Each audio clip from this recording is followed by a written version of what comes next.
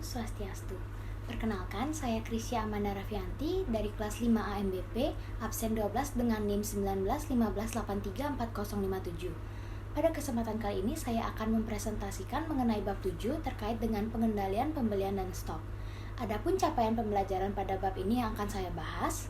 Yang pertama, menjelaskan pengendalian operasional, penerimaan dan pengeluaran material. Pengendalian persediaan merupakan upaya dalam penyediaan sumber daya atau barang-barang yang akan diperlukan untuk sebuah proses produksi. Secara umum, setiap penerimaan barang wajib dibuatkan sebuah laporan penerimaan barang yang menandakan bahwa pihak penerima barang benar-benar menerima barang tersebut.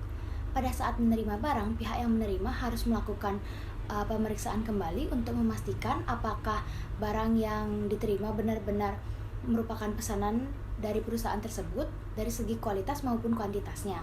Yang kedua, apakah barang tersebut sudah diterima dan disetujui oleh pihak yang bersangkutan.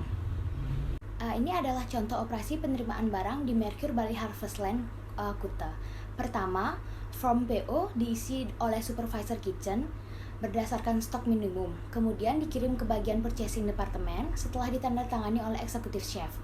Kemudian setelah diterima oleh departemen purchase, form PO ini diisi dengan harga-harga barang yang akan dibeli sesuai dengan harga yang dikasih oleh pemasok.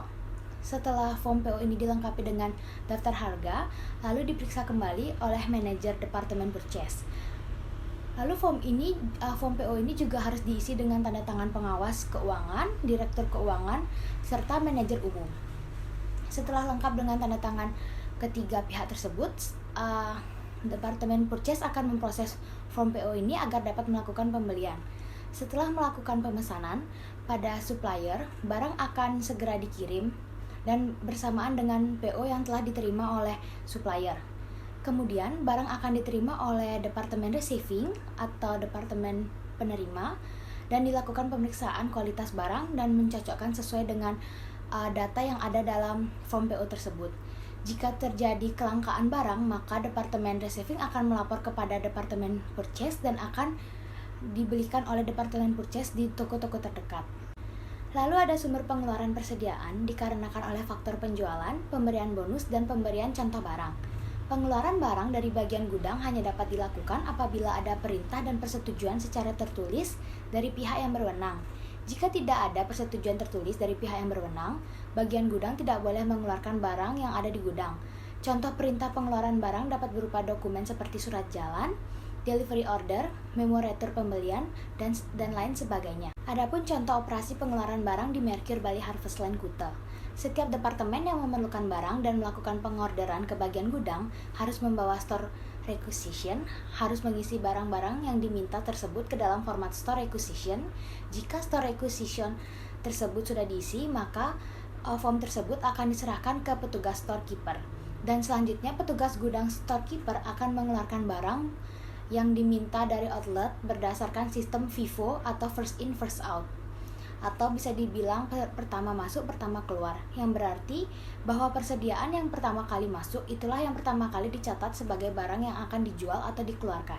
Pembahasan yang kedua yaitu menghitung dan menjelaskan pengendalian biaya. Apa itu pengendalian biaya?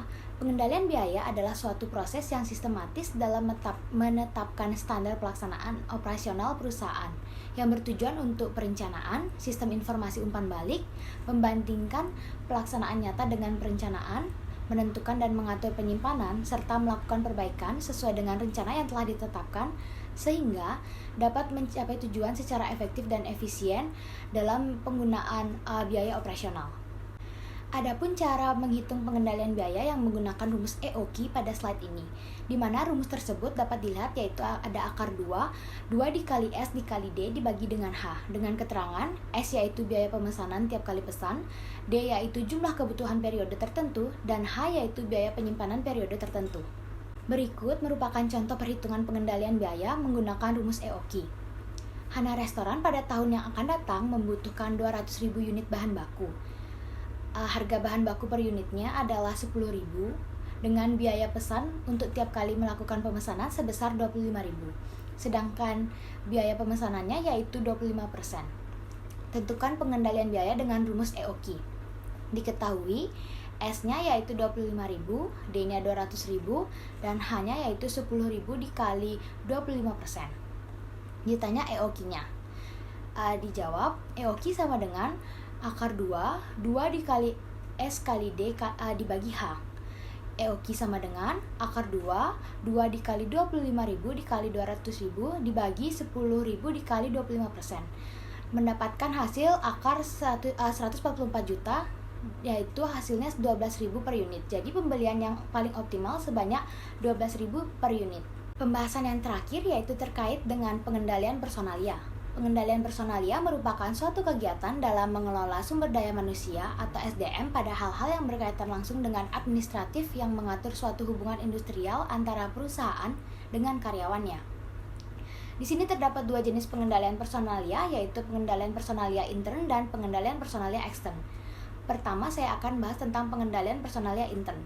Pengendalian personalia intern merupakan suatu cara untuk mengarahkan, mengawasi, dan mengukur sumber daya suatu organisasi. Pengendalian intern ini dipengaruhi langsung oleh sumber daya manusia dan sistem teknologi informasi dan dirancang untuk membantu suatu organisasi untuk menyelesaikan tujuan atau objektif tertentu. Lalu yang kedua ada pengendalian personalia ekstern yang merupakan pengendalian yang dilakukan dari luar, di mana bagian personalia atau HR akan melakukan people analytic, yaitu proses pengumpulan data dan analisa data karyawan yang digunakan untuk analisa regresi atau time series atau analisa forecasting dan lain-lainnya. Contoh dari pengendalian personalia itu sendiri yaitu dalam hal perekrutan karyawan dan pemecatan karyawan dan sebagainya yang berhubungan dengan karyawannya. Sekian presentasi tentang bab 7 yang saya bahas ini. Jika ada salah-salah kata, mohon dimaafkan. Saya tutup dengan Paramesanti. Om Santi Santi Santi Om.